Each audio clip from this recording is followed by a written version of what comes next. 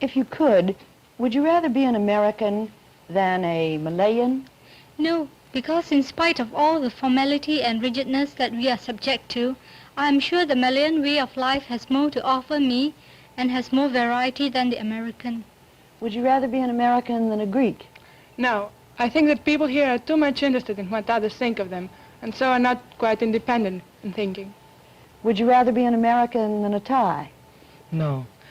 If being civilized means to show less respect to my parents and my teacher, and to go to every Saturday night party, I would rather be a barbarian. Would you rather be an American than an Egyptian? No, I would never give up my great civilization, my glorious history and culture to be an American. Yet I wish our living standard was as high as that in America. I wish that our country would be completely rid of the traces of ignorance, poverty, and disease which prevailed in the past centuries. Tribune Forum for high schools. It features 34 teenagers from as many countries in unrehearsed discussion of some of their common problems. Each of these young people is the winner of a nationwide forum competition sponsored by the Ministries of Education in their own countries. They were brought here by Pan American World Airways and Trans World Airlines and are spending 3 months in the United States as guests in 4 different American host families and host communities. But let me introduce you to the 4 students that are participating in this discussion. From Malaya is Lei Hup Swan. Hup Swan, how are things going? Well, at first I was rather lost. I did not know what was expected of me, and I did not know that I could speak to my elders as I would to an equal. And, well, but now everything has gone on fine. And my first family was very kind to me, and they're just wonderful. They made me feel very much at home. I'm glad to hear that. From Thailand, Saroj Chawanaviraj. How about you, Saroj? Any problems? Yes. At first I thought that the family didn't trust me because they never leave me alone.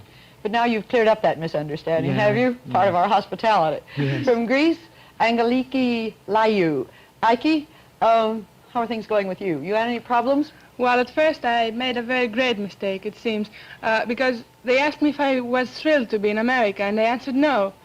Because when I was in Greece, I said that I wouldn't be too much, impressed by everything I saw here. And everything was so imposing, and it seems that many people right from the beginning tried to make me say that I was thrilled to be in America, and so I wouldn't do it. Ike, I know how you feel. I've seen so many American tourists. The first minute they're on foreign soil, they think everything there is wrong and everything at home is better. I feel for you. How about you from Egypt, Ahmed Atteya? Oh, I'm having a wonderful time, Mrs. Wallard. My family and host schools have been as kind as possible, and I have felt at home from the very first moment I went to them. One difficulty I'm having with, I'm afraid, is the food problem. The food over here is quite different from that in Egypt. In Egypt we have more fat in it, more spice, more pepper and so on. And one Egyptian influence that I left on my first family was that they now eat with Tabasco sauce all the time. Look, before we start our discussion, since we're on the subject of culture tonight, I wonder if you could tell me quickly what in your language corresponds to our American greeting of, hi, how are you? What in Chinese? Well, when we meet a friend, we say, Chap pa boy. It means, have you eaten your dinner? How about Thailand? He said, "Pai nai ma." It means, where are you going? And Greece? We say Yasu, that means health to you. And in Egypt? We say Assalamu alaikum means greeting, and the answer would be Alaikum assalam wa rahmatullahi wa barakatuh, and that is greeting and the same to you with God's mercy and grace. And any proverb, we talk so much about time in America, anything like time is money or anything like take it easy? How about Thailand? Yes, we have. Cha-cha dai pra song lem ngam. This means hasten slowly and you will succeed. How about Greece? Well, in Greece we say spevde vradeos, which means hasten slowly. Same as in Thailand then? Yes, almost. It's different than take it easy, isn't it? Oh, certainly. How about Egypt? We say Al-agalatu bin ash-shaytan, and that is speed is from the devil. Now, to get the things a little more serious, a moment ago, when I asked you whether you'd rather live in America than in Thailand, Saroj, you indicated that you wouldn't because people here are, well, you didn't say this, but I think what you meant was that they're rude. That is, that human beings don't show enough consideration to each other, right? Yes. But Ike? You seem to be saying that you didn't like America for the opposite reason, because people gave so much consideration to the opinions of others that they weren't quite free to be themselves. Now, isn't there something of a contradiction here? Well, before I ask you to answer that question, would it be a good idea to get a few more facts in front of us about how free is life in your own families and communities, and how free isn't it? Do you want to start us off with Malaya's one? Yes, I would like to. Well, in my opinion, I think that Malayan teenagers have a harder life, and it's stricter in many senses. And I think that they do not enjoy as many privileges and as much freedom of movement and action as the Americans do. Well, you see, my parents believe that we children should be seen and not heard. We usually during meals, there's not so much conversation as there is in America, and we usually have very little conversation, and what little we have is very formal. Is that the same way in Thailand? At home, I have to show much respect to my parents and grandparents. We can't sit higher than them. And when we pass them, we must bow ourselves and ask them to excuse us. And any advice they may give to us, we must believe them, even we didn't like it. And about teenagers, we don't like rock and roll or things like that. We just want to listen to it only. You say you have to do what they tell you to do, whether you want to or not. For example, suppose you were playing a record or playing the Yes. piano, and they told you to stop. Yes, we must stop it without any complaining. And you can't even show on your face that you don't like it. Sometimes we just show it hiddenly.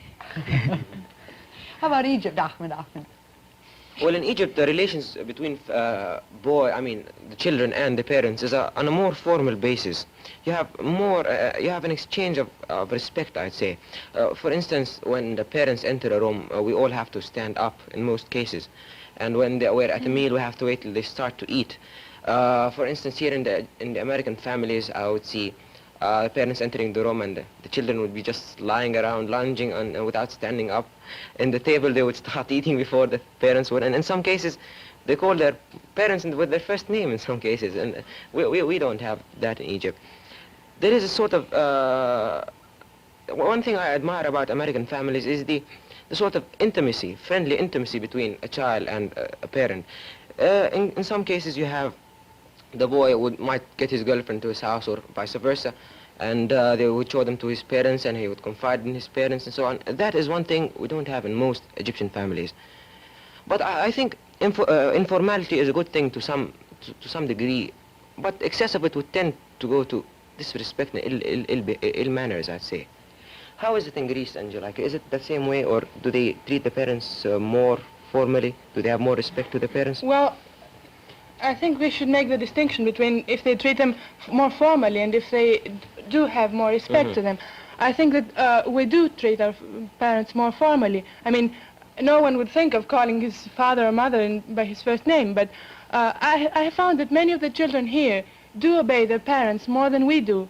Maybe it's only because children here don't think so much and are not so individualistic or something like that as we are. But I do find that certain things that we wouldn't do. I mean, if my mother would tell me not to wear this dress or not to comb my hair in a certain way, I would do it in spite of her advice, maybe. But children here wouldn't do it.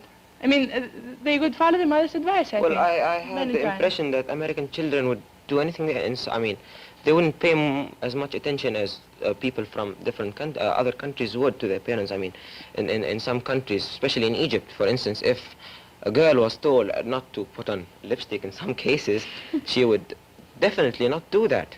It's the same in our country too. We are not allowed to disagree, and from very young we are taught to obey them.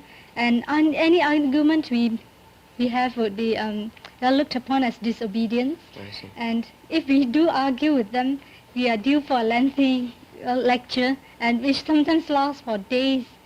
And well, we are taught that as a person grows older, he becomes wiser. But personally, I think it's not true. Because if you have a fool, I mean, if a person is born a fool, and if he lives to be 100, he'll still be a fool. Yes, that is very true. What do you think? Would you prefer the relations between children and their parents in Malay, especially under the circumstances that exist? Would you prefer them to be as it is here? I mean, or would you like it to remain as it is now? I think the Americans are a bit too free. I mean, the relations, you find the children answering the parents at times, and well, you find them arguing with each other, and well, we wouldn't dream of doing it in Malaya. But don't... Excuse me just a minute. Saroj, what are some of the practices you've seen in American families that haven't quite conformed to what you would do at home? I agree with Suan that our children here have so much freedom. They can play with their parents, and they can talk back to their parents, and they can stroke their parents' heads or hair, play with the parents' head, which this thing is very impolite in my country. But is showing affection to a parent, is it showing love to a parent, is that, would you call But that... it's disrespect. I mean, our form of respect, according to our form of respect, Yes. we cannot allowed to touch them on the head and on the shoulders. I remember once when I was a bit younger, I went up to my aunt and placed my hand on her shoulder, and I got a scolding for it. But one of the most wonderful things in life for a mother or father is to have a child put his hand on her cheek. Can't you do that? No, we aren't allowed to. It's well, it's not respectful of us if you do that. And what did you mean, Saroj, when you said parents play with their children? What kind of games have you seen? I've seen them playing snowball together, and the children start to throw the snowballs to their parents first, and some of them hit their parents' head, and nothing happened. If it is happened in my country, the children will be hit to death. But do you agree that there shouldn't be any sort of intimate relations between a child and the parents? Shouldn't they get to, I mean, after all, it's their father and mother, shouldn't they get to know them more? Shouldn't they get to love them? How would the child who won't understand, how would he love his parents? I think you're going too far there, Ahmed. You yourself told us that in your country you're very Yes, formal. that is true. I agree with a certain formality, but excess of it is not too good too. But don't you think it's being a bit too formal with standing up when your parents come in? Yes, it is too formal, and that is one thing. I mean, we shouldn't go to extremes. That is one thing. Could I get you into another area? Because you represent so many different religions, I want very much to know what role religion plays in the home compared to the role you've seen here in America. Well, I think in my country we consider religion as a more important thing, because you see, our people would sacrifice anything. They'll go without for a few days to get to get enough money to buy something worthwhile to offer to the gods. Like for example, they'll buy cakes or anything to offer, and these cakes are, well, it won't serve as food, and it's quite expensive too. Do they distribute them after to the Oh, people, they or- distribute them to the children, but I see. well, the parents don't get to eat, and we have so many gods and so many feast days that it's quite a burden on the people. Would you think that religion in your country sort of hinders an advancement in some ways? It represents our culture, so I don't think I see. it can be dealt with in Swan, that you way. were talking about the sweet cakes that you gave the gods. Oh, Why? yes. Must it always be sweet? No, you see, it's sweet and it's very sticky, and it's believed that when the god eats it, its teeth will be stuck together, and when it goes to heaven, he can't complain to the high god about what we have done, and our fortunes will be the same. That's what most Chinese believe. Can we ask about Thailand? Yes. What role does religion play in your family? I think it's almost the same as Suan too. We do the same way as her too. Yes, it's because both of us are Buddhists. Yes. But we have a guardian in our house, and we have to build our little home for the guardian of our house. And on the New Year's Day or all the special occasion, we bring food to the guardian's house too. And what about, do you have a regular Sunday, a regular day every week when you go to worship? Yes, we have our Sabbath day every week, but it depends on the fate of the moon. It isn't always the same day of the week. No, then. it isn't. And what do you do on Sunday? We can go to every temple we want to, and then we sit on the floor, folding our legs and listen to the monk reading the Bible, the Buddhist Bible, and then the monk will tell a story to compare of what he has said, and then he'll wish us to be good in health and everything, and then the service is over. Is that all the religious training you get, or do you have some period when everybody gets special religious training? I don't. Will you, for example, I've heard that many Thai boys at 20 have to spend several yes. months being a monk. Will you too? Yes, I will. And does every boy do that? Most of the boys in Thailand do like this, because we believe that every man in Thailand should become a monk for at least 3 months will be the best. Do they usually continue, some people? I mean, if they become a monk for some time, do they usually continue for that? Or take it? Most of them don't, but some of them do too. Ike, can you tell me about religion in your country? Well, the state religion in Greece is Greek Orthodox. It's something, well, it's very near to Catholicism, but there are some differences in the way we conduct our mass and so on, and some dogmatic differences as well. Mm-hmm. And I think something that is quite interesting in my country is that many people do believe in this particular religion, some of them without even quite discussing why they believe in this religion, if it is the best one, and so on.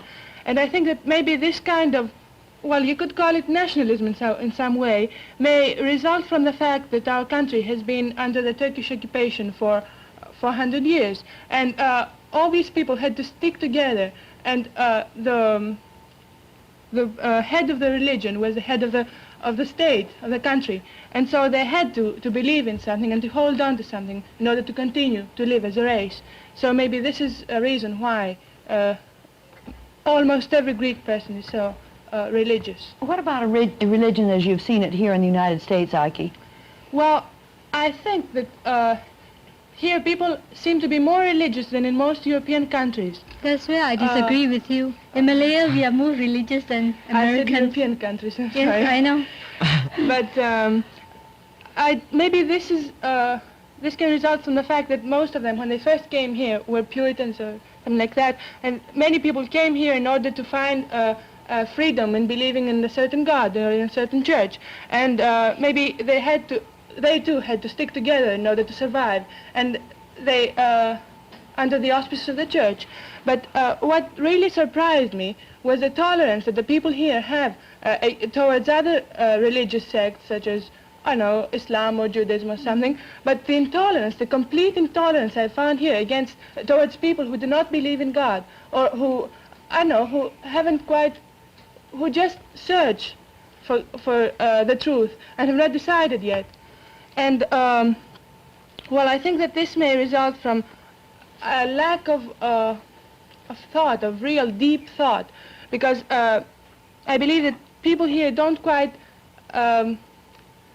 think about the many important things.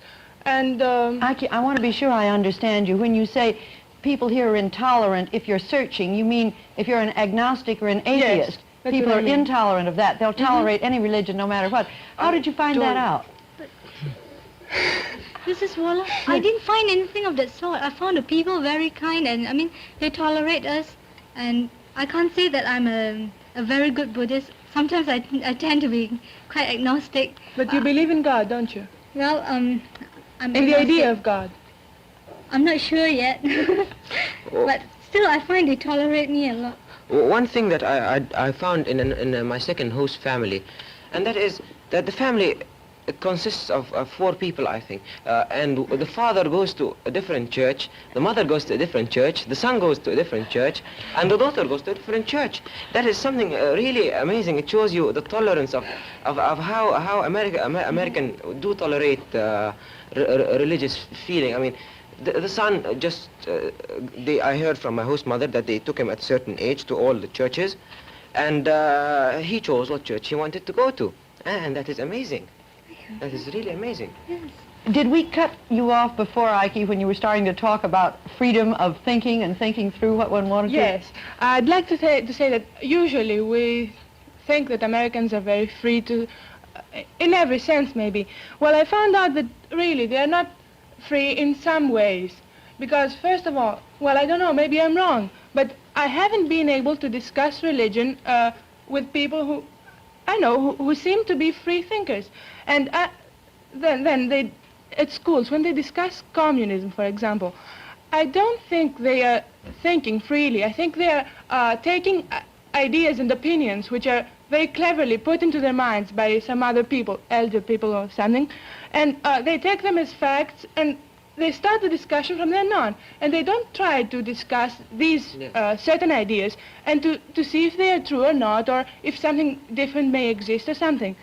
And, well, I think that in general, they don't quite care so much for such theoretical, you might call, discussions, but they more or less try to find a practical way of applying ideas and opinions in the everyday life. And I think that this is quite a difference between, well, maybe American culture or, well, yeah, American culture, I might say, and Latin or Greek culture, because we hold more to intellectual things than here. But maybe in some ways this is not so good, because people in my country care maybe too much for intellectual things and don't quite realize that everybody can't be as intellectual as everybody else, and that some people have to do all the other things, and they must be proud of themselves if they do them well. I admire this. Don't you think that one thing that is for we Eastern countries and for we countries who have a history and a culture, don't you think that is an advantage for us? I mean, to have so many traditions and such a glorious history for many of our countries. You see, the people, I don't know how it is in Greece, but I suppose it's the same, because when a country has a great history, the people usually look forward into doing something of the sort. That is one thing that is you don't find in America. You don't find any traditions, any customs in America. Everything is purely is very new, and the differences you find so many different people living here and different. Now, are there any advantages? You've given us all eloquent proof of some of the disadvantages from your points of view of a lack of tradition and a set society and a formal society. Have you found any advantages? If you haven't, say so, but if you have, Well, I'd like to know what they are. One thing, it does not tie them back to the past. That is one thing. They are free, I mean, to go ahead. They don't have anything to tie them back. That is one advantage they have to their favor, yes. Yes, and I find that this is quite a great advantage, because in my country, many people are held back by this idea, because many people say, oh, our ancestors and how great they were and so on and so forth. But they just stop there, because it's hard to go on and to try to reach the point that our ancestors have reached, and to try to maybe, I don't know, find something better in some ways. And, well, I think that it is a great advantage. But don't you think it's a good idea to hold on to your customs?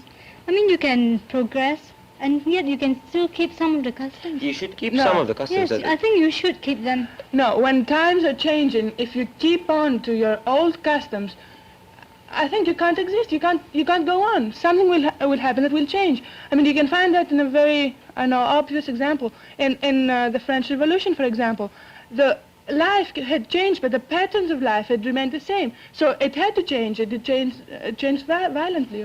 Well, now, how are you changing in Malay? Are you still completely tradition-bound? What new things are coming in, 20th century things? We have our modern machines and all that, but I still think that we should keep on to our old customs. I think it's a nice idea. Well, how do you feel yourself? You've seen freedom here, and you've said you have so little. As a teenager, Well, like most teenagers in the world, I sometimes feel very rebellious and, well, sometimes very disgusted at the way my elders treat me, like a small child. And I think they should wake up to the fact that the 20th century and not the 18th, and not the 18th, yes. And I think that it's time that we changed a bit. Changes are necessary for Malaya if it is to keep up with the rest of the world. And I feel that, I for one wouldn't stand by to see Malaya suffer the fate that China did, but through determination to keep to her old ways and her traditions. Is it Go ahead, is it the same way in Thailand? Do the people stick more to their old traditions, or do they look more to the future? Do they look more for new things? Yes, we look for future too, but we strict to our custom. We like our own customs. I want to say something with Angelique. I disagree you. In my country, we have a European type house and machine, modern machine, but we have an old custom. We live in old custom, and we have very old one. Well, it depends on the country, I think, because for example, in our civilization, the Greek civilization, you couldn't hold on to old customs for very long because we're so, I don't know, kind of free thinkers that we have to change all the time. That is one thing we don't have in Egypt. In Egypt we have a sort of combination of cultures. In Egypt, for instance, if you would go to Cairo, you would go to the new part of Cairo, you would find the big highways, Excuse me, Ahmed. I think we should give Sarosh a chance to talk. I'm sorry, our time is almost up. I told you it would be up before we barely got started. But Sarosh, I wish you'd say one thing more about these customs that you still seem to be holding so staunchly. I like my own way of custom. I like to live peacefully without any argument or crime with our neighbors or friends. And I can't get used to the custom very quickly. But at last, I would like to say thank you to every one of you who for using your very, very special, a very precious time to listen to my opinions, which I think that it nearly didn't give you anything good at all. I thank you very much. Thank you, Saraj, and Hupswan, and Aiki, and Ahmed, Atiya. In addition to getting to know us and letting us get to know you, I think it is helpful to have people with your detached point of view talk with us about our culture, because you help us think about it more creatively. We must say goodbye now until next week at this time.